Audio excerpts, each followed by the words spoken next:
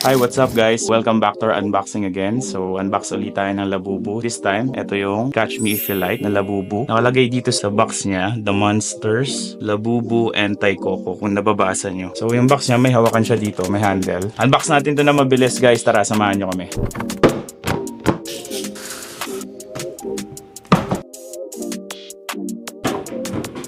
So, ito na siya guys. So, 400% din siya. Kasing laki siya ng Flip With Me. Then, nagagalaw din yung eyes niya, pero hindi mo siya kayang i-rotate ng buo. By the way guys, may isang color to, color pink. Ito, pag dumating to, unboxing natin siya. Ito si Thai Coco guys. Kaya nakalagay na Labubu and Thai Coco sa box. Ito siya. So, pwede mo siyang isabit sa kamay niya or sa waist. Then, ang ganda nito guys. So, tignan mo, para siya naka Dr. Martens na boots. Sobrang ganda ng detail. Tapos may nakalagay na We Are The Monsters. Then, may ribbon siya sa ulo. So, kung gusto niyo na itong Labubu na to, DM lang kayo sa socials namin, Facebook, Instagram, or TikTok. Kita-kits sa next unboxing. Peace out!